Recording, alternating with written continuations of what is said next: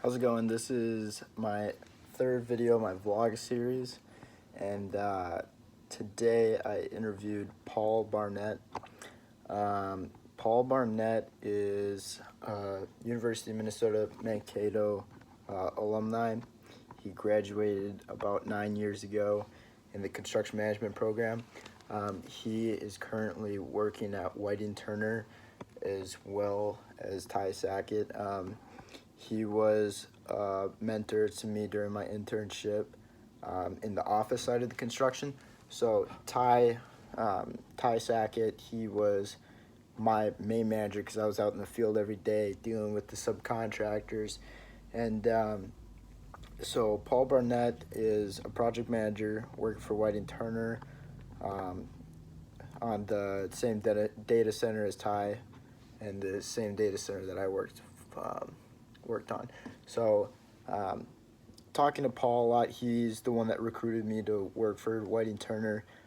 He kind of wants to grow WT up to Minnesota. Few things like during my internship that Paul and I talked about were communication, how it's different between the office and the field. From like things that I noticed was when you're out in the field, you can be very blunt and to the point with the subs. It's like they don't care a lot about feelings. You can call somebody out and they'll just take it and understand it. You know that they'll be upset with it, but at the end of the day, they know that it's your job to keep everybody in order, keep everybody in check, and it's their job to get their scope of work done. And whenever they don't do it, they know that they are going to be held accountable for that.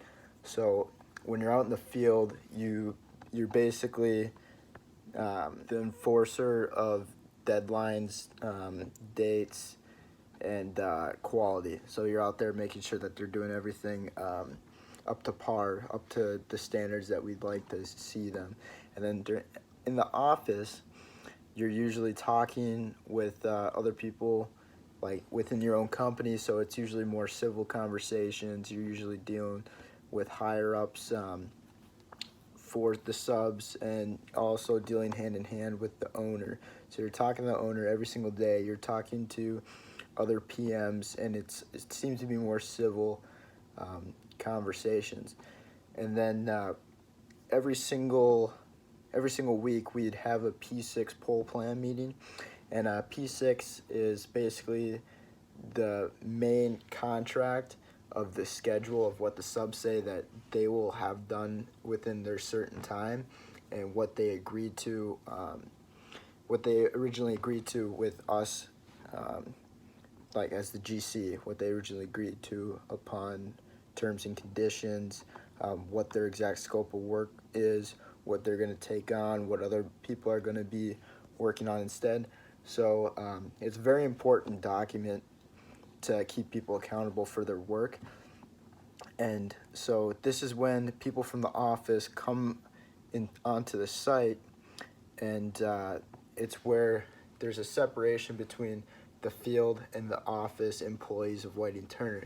And I kind of sat down and talked to Paul Barnett about this throughout my internship, and told him, this is what I'm seeing. I'm seeing the people in the office come into this meeting and talk to the subs and say, well, what the fuck, why isn't this done?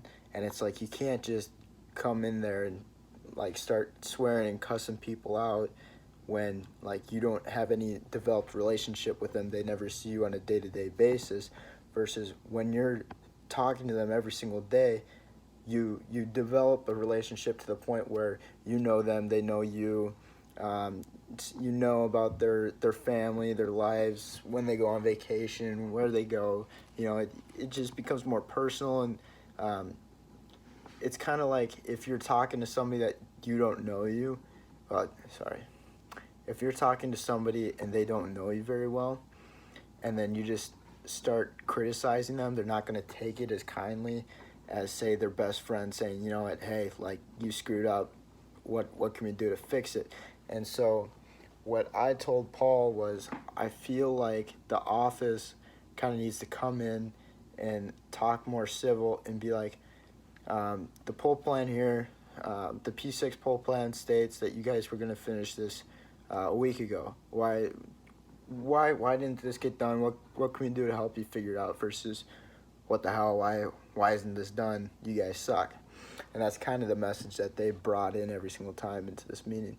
So during my interview, I kind of brought this up with Paul again, asking for his insight and his input, and he actually felt the same way, and he's felt the same way for a number of years. And after me going through, they actually talked a little bit more about trying to have more civil conversations in meetings when it comes to office in the field, because he does feel like there's discrepancies in the communication style. So it was actually I was actually kind of dumbfounded to hear that they actually took something that I brought up to one of the managers and incorporated it into one of their monthly meetings, where everybody from WT comes together and they start talking about what we need to do, what we need to change, how can we make our site better, how can we make our team better. So that was actually kind of cool to hear. But a couple things that I talked to Paul about were my other internship opportunities I had. He wanted me to come back, and I appreciated it and told him about my other opportunities. And I learned a lot more about the industry in this conversation, because I told him more of what I was looking for that I hadn't really noticed myself. So there's basically like three main divisions of construction. There's residential, there's commercial, and then there's industrial. And the project that I was working on was in between commercial and industrial.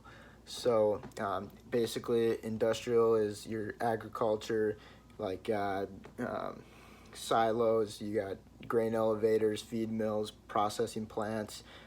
Commercial is like your high-rise buildings, like office spaces. You got stores like a Target or something like that.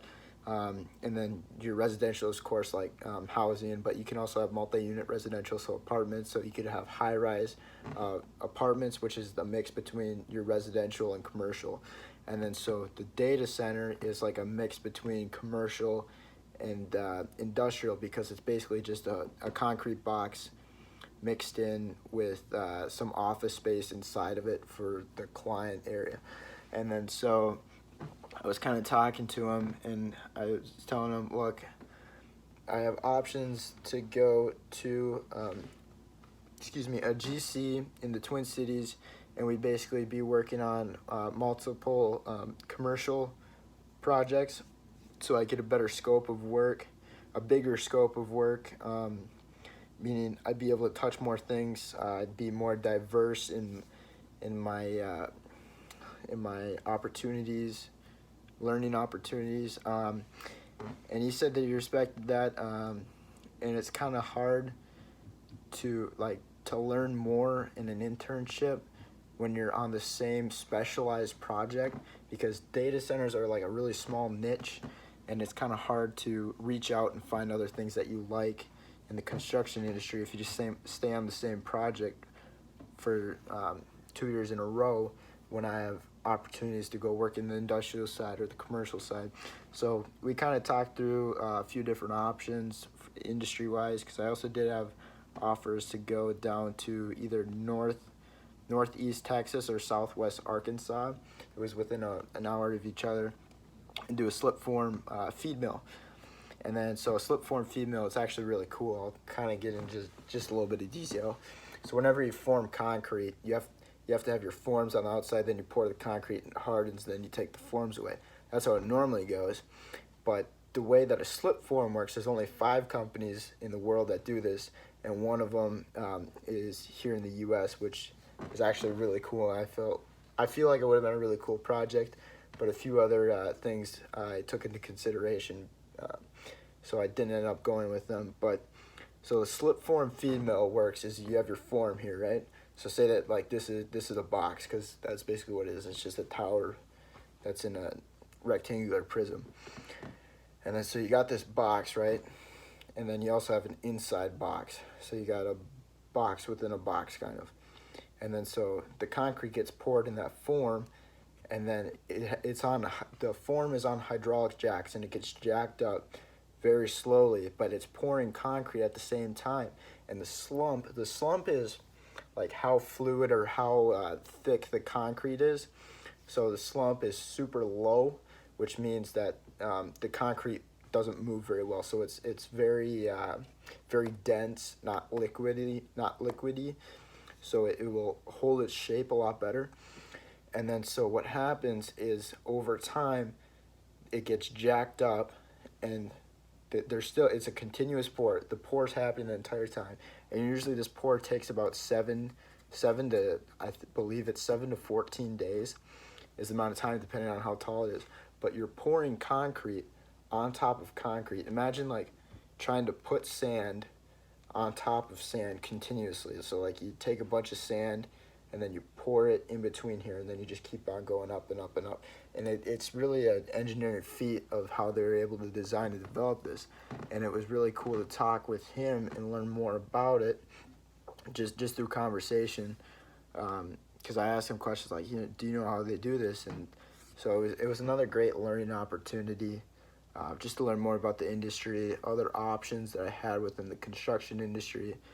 And it's crazy how much you can learn just in a phone call. Like I've already hit my 10-minute mark, but I could just keep talking and talking about our conversation and just things that popped up into my mind. So I'm really liking these interviews, the questions and conversations that we're having. So yeah, I'll get back to you guys tomorrow on my next interview with Ben Dam.